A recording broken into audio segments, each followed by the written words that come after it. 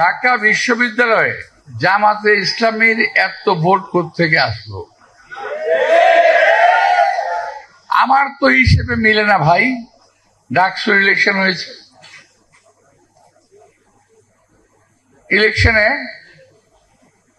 BNP হেরে গেছে, এটা আপনারা বলতে পারেন, কিন্তু আমি কিন্তু বলতে পারি না যে ঢাকা বিশ্ববিদ্যালয়ে জামাতে ইসলামীর এত ভোট কোত্থেকে আসলো। আমার তো হিসেবে মিলে না ভাই। আমি বলতে চাই না জামাতকে আক্ষেপই করেছে, আমি বলতে চাই দেশে একটা গভীর ষড়যন্ত্রের আভাস পাচ্ছি আমি। কারণ আমরা যখন বিভিন্ন দল একসঙ্গে বসি তখন যে আমাদের সেভেন নেতারা বারবার আমাদেরকে বলেন কি জানেন, যে ভাই খেয়াল রাখেন আওয়ামী লীগ যাতে আর ক্ষমতায় আসতে না পারে, আওয়ামী লীগ ঠেকান সবসময়, যে আওয়ামী লীগ আসলে সবাইকে কুচু কাটা করবে, এটা তাদের ডায়লগ। আমরা সেভাবেই চললাম, আর তলে তলে আওয়ামী লীগের সঙ্গে আঘাত করে ছাত্রলীগের সকল ভোট জামাত নিয়ে নিল। বুঝতে পারছেন? এখন বিএনপির বিরুদ্ধে দেশে এবং দেশের বিরুদ্ধে এই দেশের বাইরে ষড়যন্ত্র হচ্ছে। কারণ বিএনপি একটি মাত্র দল বাংলাদেশে, যেই দলের হাতে বাংলাদেশের স্বাধীনতা নিরাপদ, সার্বভৌমত্ব নিরাপদ, মানুষের জান মাল নিরাপদ।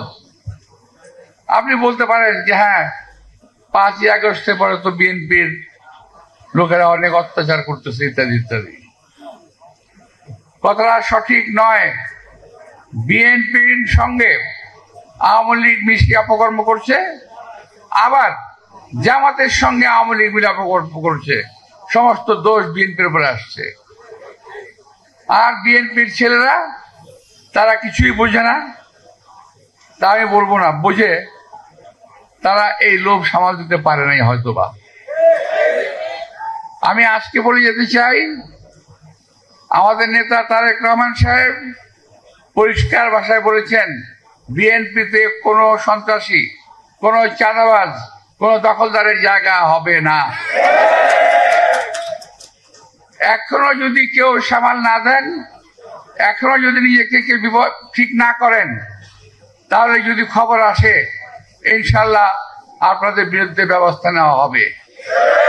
তার মনে রাখতে হবে বিএনপি স্বাধীনতার ঘোষক শহীদ রাষ্ট্রপতি জিয়া রহমানের দল। মনে রাখতে হবে বিএনপি দেশ নেত্রী বেগম খালেদা জিয়ার দল। এখানে চাঁদাবাজির কোনো জায়গা নাই, এখানে দখলদারির কোনো জায়গা নাই। মঞ্চে দাঁড়িয়ে কিন্তু আমাদের এখন দখলদাররা বক্তৃতা দেয় যে দখলদারি করা যাবে না। বুঝতে পারছেন আমাদের অবস্থাটা? সকলেই মঞ্চে দাঁড়িয়ে চাঁদাবাজির বিরুদ্ধে, দখলদারির বিরুদ্ধে কথা বলে, আর বাইরে গিয়েই অপকর্মটা শুরু করে। তো এখন আমরা এই ধরনের লোকগুলোকে কিন্তু আমরা চিনি, আমরা জানি। সাবধান হয়ে যাবেন, চাঁদাবাজির জায়গা বিএনপিতে নাই, এবং যারা করতেছেন তারা বিএনপির লোক না।